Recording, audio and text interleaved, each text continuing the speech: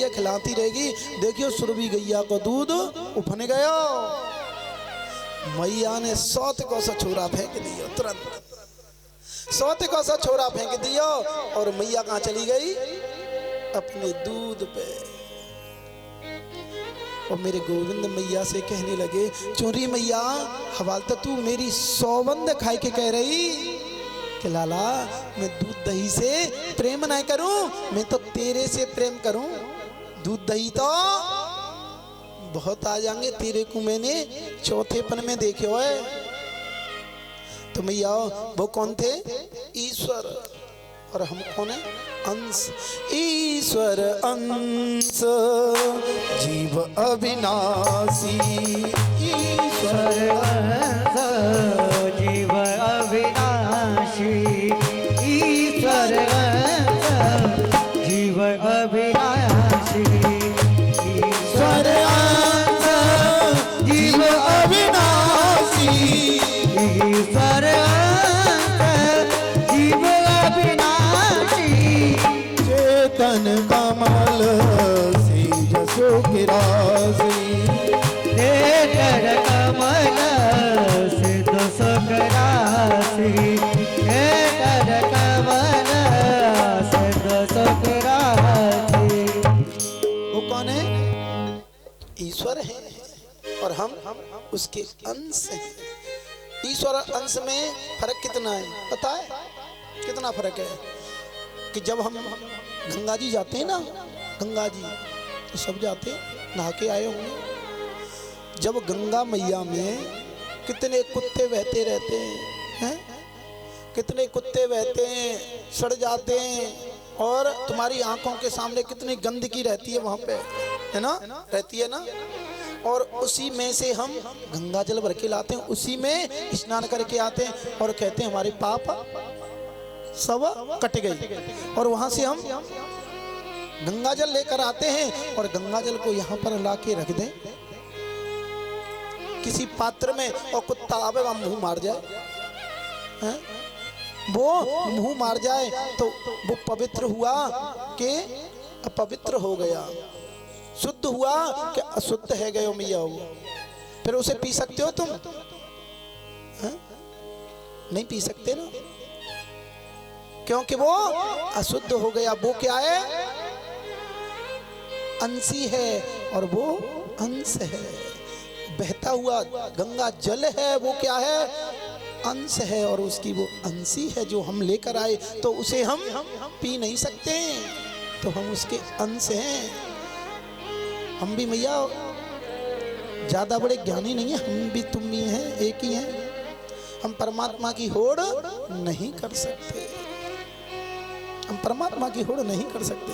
वो तो परमात्मा है और उनकी माँ को भी ज्ञान नहीं हुआ कि मेरा कन्हैया तो स्वयं नारायण है। तो हमारी तुम्हारी तो औकात क्या है उसे पहचानने की? बोलिए गोविंद भगवान की जय, बोलिए राधा रानी सरकार की जय जय श्री राधे। एक दिन तो एक गोपी सत्यनारायण भगवान की कथा करा रही थी, और जैसे ही वो पंजीरी भूंजती है, पंजीरी भूंजती है, और मेरे कन्हैया दो कुत्तों के पिल्ले लेकर आते कुतिया के और चौकी पर रख दिए। और फिर गोविंद कहने लगे, और ये गोपी देखियो तेरे घर सत्यनारायण भगवान आए गए। गोपी ने देखा कि भाई पंडित जी तो आए ना आए और सत्यनारायण भगवान कहाँ से आए गए। जैसे ही माने पनीरी भूंजनो छोड़ दियो और देखने आई तो क्या थे? कुतिया के पिल्ले। जैसे ही कुतिया के पिल्ले देखे तो मेरे कन्हैया को हाथ पकड़ लिया कि आज तेरी माँ को हम दिखा कर आएंगे। तू रोजाना हमारे हाथ नहीं आता था, लेकिन आज तो सबूत है। अब तो गोपी आगे आगे और मेरे कन्हैया उसके पीछे पीछे, मेरे गोविंद उसके पीछे पीछे चलते हैं। जैसे ही मेरे गोविंद कहने लगे, अरे गोपी ने कहा हाथ ढीलो छोड़ दे, हाथ में दर्द है रे ओए। और बाकी स्वामी को हाथ लिया और मेरे कन्हैया ने अपना हाथ हटा लियो और बाकी स्वामी को हाथ गोपी के हाथ में दे दियो। अब तो गोपी आगे आगे और उसका स्वामी पीछे पीछे, उसका स्वामी पीछे पीछे भागता जा रहा है, खींचती हुई जा रही है गोपी। और गोपी आवाज लगाने लगी, ओरी मैया, ओरी मैया देख, आज मैं सबूत पकड़ कर लाई। मैया जैसे ही निकल कर आई और मैया कहने लगी, कहाँ है गयो? गोपी कहने लगी कि देख मैया, तू ये कहवे कि मेरा छोरा कबहू ऊदम ना मचावे, आज तो मैं उसे रंगे हाथ पकड़ कर लाई हूँ, रंगे हाथ पकड़ कर लाई हूँ। तेरो ही लाला है ना? मैया कहने लगी, ना देख तो ले, मेरा लाला है कि कौन है? तेरो कसम है। जैसे ही मैया और गोपी ने पीछ मुड़ के देखी कि मैं तो कृष्ण को, कन्हैया को खींच खींच कर ला रही थी, लेकिन जे कहां से आएगी? और मेरे कन्हैया अपनी मैया के पल्लू से और निहारने लगे। वो झांकी कितनी सुंदर होगी मेरे मनमोहन की, पल्लू से ऐसे झांकने लगे। और गोपी कहने लगी कि दारी के आज तो बच गए, तू तो रोजाना ऐसे ही ऊधम मचावे। मेरे कन्हैया कहने लगे, तेरे हाथ कबहू में आने वाला ना हूं, तेरे हाथ कभी आने वाला नहीं हूं। मेरे गोविंद ने बड़े बड़े खेल खेले मैया। एक दिन मेरे कन्हैया ने एक और नया खेल खेला। रमण रेत लेट्यो नहीं, कियो न यमुना पान, रे मन तू समझो नहीं, ब्रज को तत्व महान। भैया हम वृंदावन जाएं, रमण रेती जाएं, रेत में लेटन पेट नहीं हो, लेटे नहीं तो रमण रेती जाना, वृंदावन जाना बिल्कुल बेकार है।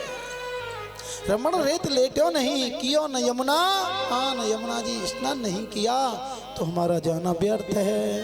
रे तू मन समझो नहीं, ब्रज को तत्व महान। ब्रज का असली तत्व क्या है? रमण रेती में, रमण रेती कौन कौन गया है? हाँ? तुम गए? ये बताओ तो अब भी रमण रेती पर आरती कौन करे? आरती हाँ? हाँ? मैया आज भी हाथी बाबा आरती करता है वहां पर रमण रेती में। हाँ आज भी आता है आरती करने के लिए। और रमण रेती के मंदिर के जस्ट पीछे और रेत बना हुआ है खेत सा, उसमें खूब चकाचक लोटपीट होना चाहिए। और कितना तुम लोटपीट है जाओ और ऐसे करके झड़ाए दो, सब वहीं पर बिना जड़ाए जड़ जाता है, जड़ाने की भी जरूरत नहीं रहती है। और एक बात बताऊं भैया, तुम मेरे कन्हैया की कथा सुन रही है ना? पहले दिन जो माताएं बहनाएं आई थोड़ी कम आई, लेकिन जैसे जैसे भीड़ बढ़ती गई तो मैं गारंटी लेता हूं किसी किसी ज्यादा नहीं, मैं ये नहीं कहता कि पूरे पंडाल को, 2-4 भक्त तो ऐसे होंगे कि किसी मैया ने, किसी भैया ने, किसी ने मेरे गोविंद को अपना बना लिया होगा, किसी ने अपना बेटा मान लिया होगा, किसी ने अपना भाई मान लिया होगा, किसी ने अपना स्वामी मान लिया होगा। और ज़्यादा की मैं नहीं कह सकता, लेकिन 2-4 तो ऐसे भक्त जो हम कथा करके जाएंगे तब तक कोई ना कोई किसी न किसी रूप में मान लेगा, और जो मान लेता है उसी को मेरे गोविंद की प्राप्ति होती है। मैं ये नहीं कहता जबरदस्ती मान लो, लेकिन अपने आप अपने दिल में ही मानने लगते हैं, अपने दिल में ही मानने लगते हैं। तो मैया जब रमण रेती जाते हैं और जमुना पान नहीं करते तो सब बेकार है वहां पर जाना। आज मेरे कन्हैया ब्रह्म घाट पर चले जाते हैं और वहां पर मकान बना बना कर खेलते हैं, मकान बनाते हैं, मकान बनाते हैं। मेरे कन्हैया की उम्र करीबन 3 बरस की है, जो केवल 3 बरस की है मेरे कन्हैया की। मकान बना रहे हैं और उन्हीं को मिटा रहे हैं, कभी बना रहे हैं। और ऐसे के में ना कि जितना बड़ो मकान बनाएंगे इतना ही बड़ो जल्दी मकान बनेगा। हाँ, पूर्णमासी के दिन बड़ी पूर्णमासी होती है जब गांव की परिक्रमा लगाने जाते हैं और मकान बनाते हैं। बनाए होगा मैया तुमने, मैंने खुद बनाए हो बड़ा सा मकान। हाँ, मकान बनाते हैं। ऐसे ही मेरे कन्हैया खेल खेलते हैं और मेरे कन्हैया ने खेलते खेलते मिट्टी खाई, मिट्टी खा ली। जैसे ही मिट्टी खाई, अब तो सभी ब्रजवासी कहने लगे कि कन्हैया ने मिट्टी खाई है। अम्मा ते कंगे, यशोदा मैया ते कंगे कि कन्हैया ने मिट्टी खाई है। सुखदेव स्वामी कहते हैं राजा परीक्षित सावधान हो जाओ, ये साधारण पुरुष की लीला नहीं है, ये मेरे कन्हैया की लीला है, ये मेरे गोविंद की लीला है। आज जैसे ही मेरे कन्हैया ने मट्टी खाई तो बलदाऊ भैया कहने लगे कि हम तो मैया देखेंगे कि कन्हैया ने मट्टी खाई है। मेरे कन्हैया बोले कि भैया चल, मैंने तो माटी खाई है लेकिन तू तो भांग के गोला खावत है, हम तेरी गंगे के भैया भांग के गोला खावत है। अब तो बलदाऊ भैया कहने लगे कि या की पिटाई होगी कि जन नहीं होगी, हमारी पिटाई पहले होगी। हमने कह दी तो कन्हैया कह देगा कि भैया भांग के गोला खाते तो पिटाई हमारी पहल लगे। अब तो खेलते खेलते और मैया के पास पहुंच जाते हैं। ब्रजवासी कहने लगे मैया कन्हैया ने माटी खाई। कन्हैया कहने लगे कि बलदाऊ भैया से पूछ लो मैया मैंने खाई का। बलदाऊ भैया कहने लगे कि भैया मुँह ना पता या ने खाई कि नहीं खाई, और तुम देख लो खाई है कि नहीं खाई। ब्रजवासी कहने लगे कि मैया खाई है। कन्हैया कहने लगे कि मैया मैंने खाई है तो मेरा मोड़ो देख ले। ब्रजवासी कहने लगे मधु मंगल श्री रामा मन सुखा, तो उसमें कहने लगे कि बड़ा चालाक बने जबकि माटी खाई है और अब तक तो मोड़ो बिल्कुल साफ हो गए होगा जबकि खाइए तेने। जैसे ही मैया कहने लगी कि थोड़ो बहुत मोड़ो तो या को माटी ते सन रहे होगा, तू अपने मुखार बिंद को खोल के दिखा। और जैसे ही मेरे गोपाल ने अपना मुखार बिंद खोला, सज्जनों संपूर्ण ब्रह्मांड मेरे कन्हैया के मुखार बिंद में दिखाई देने लगा। संपूर्ण ब्रह्मांड मेरे कन्हैया के मुख में दिखाई देने लगा। ब्रह्मांड में जो 84 प्रकार के लोक हैं वो सभी मेरे गोविंद के मुखारविंद में दिखाई देते हैं। भारत में जो 84 कोस का पूरा ब्रजमंडल है वो भी आज मेरे कन्हैया के मुखारविंद में दिखाई देता है। 84 कोस के ब्रजमंडल में गोकुल नगरी है वो भी आज मेरे कन्हैया के मुखारविंद में दिखाई देती है। और मैया गोकुल नगरी में जो 85 चौक का यशोदा मैया का महल है वो भी मेरे गोविंद के मुखारविंद में दिखाई देता है। और उस मुखारविंद में मैया मेरे कन्हैया को कान पकड़े खड़ी है वो भी आज मेरे कन्हैया के मुखारविंद में दिखाई देता है। मैया यशोदा ने जैसे ही देखा तो एकदम डर गई और बेहोश हो गई। और जैसे ही मेरे कन्हैया सोचने लगे कि मैं तो यहाँ पर लीलाएं करने के लिए आया था, लेकिन मैया ने मेरे मुंह में योग माया से क्या देख लिया। अब तो योग माया को आदेश दिया कि जो कुछ भी मैया ने देखे हुए वो सब नष्ट हो जाएगा। जैसे ही मैया बेहोश से खड़ी हुई, मैया को होश आया तो मेरे कन्हैया कहने लगे कि मैया कहने लगी कि चोरे लाला तेरे मुंह में तू तो मुझे कोई जादूगर लगे, तेरे मुंह में तो मुझे सब कुछ दिखाई दे रहा है। जैसे ही मैंने तेरा कान पकड़ रखे हो तेरा कान भी तेरे मुखारबंद में दिखाई लग रहा है। मेरे गोविंद कहने लगे कि मैया तेने कोई सपनों देख लियो है और ऐसा कुछ नहीं है, ऐसा कुछ नहीं है। अब तू दोबारा देख। जैसे ही मैया ने मेरे कन्हैया के मुखारबिंद में दोबारा देखा तो कुछ नहीं था। बोलिए गोविंद भगवान की जय जय जय। एक दिन तो मेरे कन्हैया जागे और जाग कर कहने लगे कि मैया, ओरी मैया, मो भूख लग रही है। क्या लग रही है? भूख लग रही है। और मैया तबई घी चलाने के लिए लगी, घी चलाने के लिए लगी और कहने लगे कि मैया मो भूख लग रही है, माखन दे। मैया कहने लगी कल को रखे हुआ ले ले। कन्हैया कहने लगी मैया ताजी लंगो, अबई लंगो और जल्दी दे। मैया ने कहा बेटा परेशान मत करे, मैं थोड़ा काम कर लूंगा, हवाले तो माखन दे रही हूँ। अभी मैंने दही डाली है इसमें और अभी माखन बन रहा है, 5 मिनट में तेरे को दे दूंगा। लेकिन मैया को हाथ पकड़ी, नहीं मैया वो अबई दे और ताजी दे और अबई लंगो। मैया सोचने लगी बड़ो परेशान कर रहा है, अब मैं क्या करूं, ये तो काम भी ना है करने दे रहे हो। मैया कहने लगी कि लाला तू माखन छोड़े तो है चंदा मामा दिला दे। जैसे ही चंदा मामा की कही तो मेरे कन्हैया कहने लगे कि मैया मैं चंदा मामा लंगो, चंदा मामा लंगो।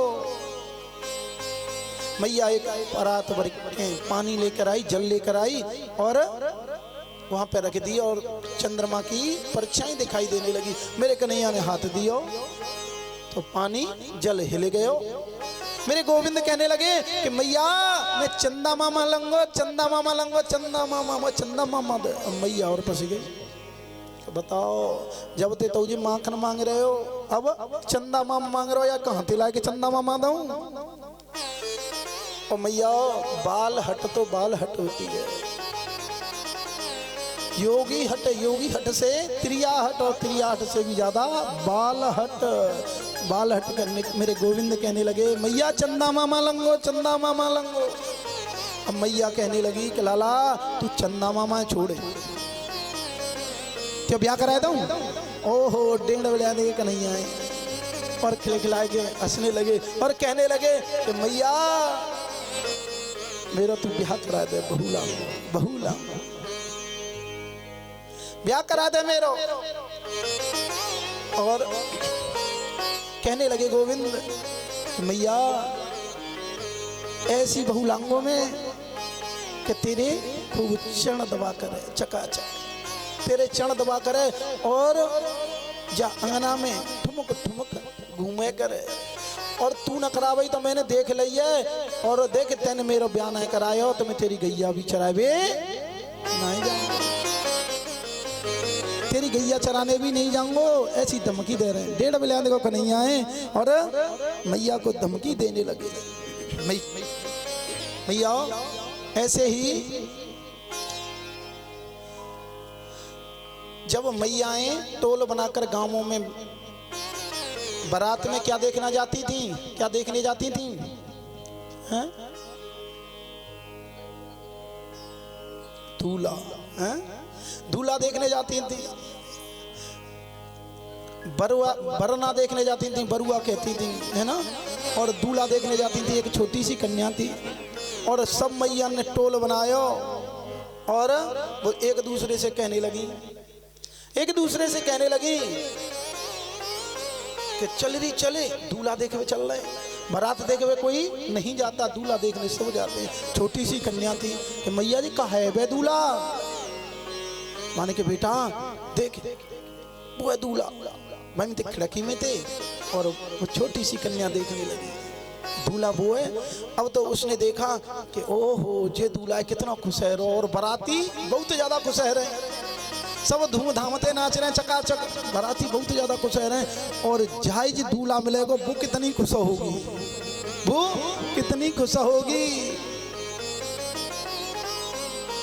अब तो वो छोटी सी कन्या कहने लगी कि मैया ये दूल्हा कहाँ हो तो है, और दूल्हा नू लंगो में दूल्हा कहाँ है। छोटी सी कन्या थी और वो कहने लगी मेरे दूल्हा कहाँ है, जिद करने लगी। मैया जब छोटी कन्या होती है ना तो कान पे ते बात को हटाया करती है कि कोई बात नहीं कह रही है ना, कोई बात ना। लेकिन फिर जिद करने लगी छोटी सी कन्या, मैया तू मेरी बात को टाल रही है, मुझे बताए कि मेरा दूल्हा कहाँ है, मेरा कोई दूल्हा तो है। और मैं तस्वीर धरी मेरे कन्हैया। मैया ने कह दी बेटा तेरे दूल्हा जे गोविंद है तेरे दूल्हा।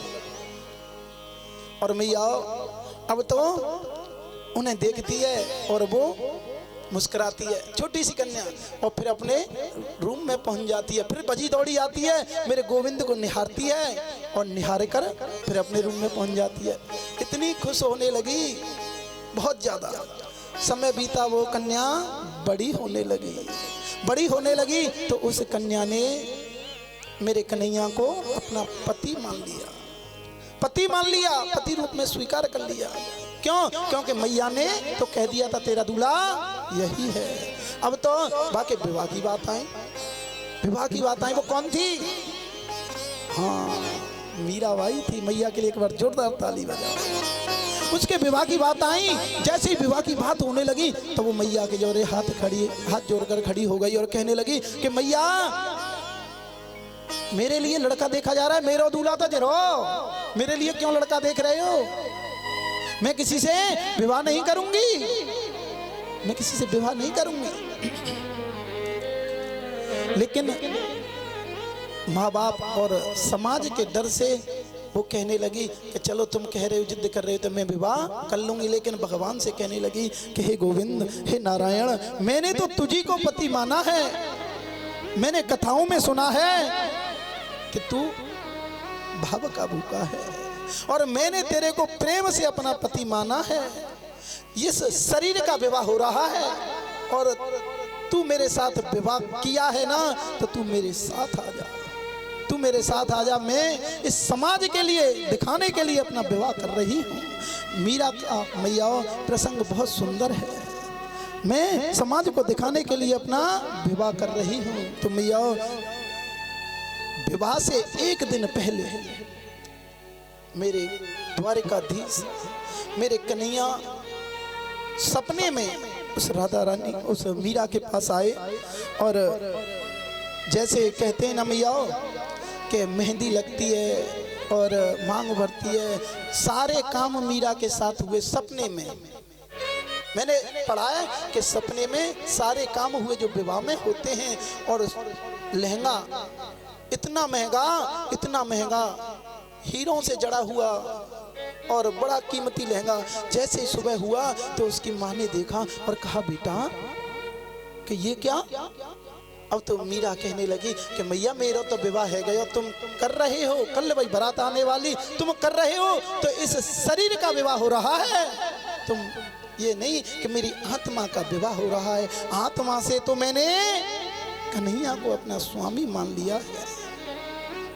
अब तो उनके घर वालों ने, उनकी माँ ने और सबने उनकी मेहंदी को छुड़ाया, हल्दी को छुड़ाया।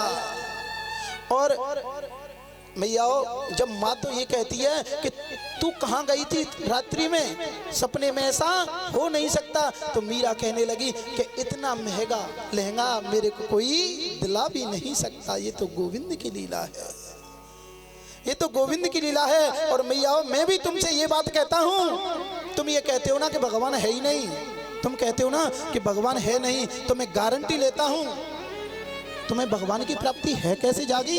तुम काम ही नहीं करते हो, तुम फोन चलाते चलाते सो जाते हो, बच्चों में ध्यान लगाते लगाते सो जाते हो। तुम भगवान का ध्यान करके सो, तो मैं गारंटी लेता हूँ तुम्हें भगवान की प्राप्ति जरूर होगी। कैसे कहना है? मेरे साथ बोलना, हे प्रभु, हे श्रीमन नारायण, हे गोपाल।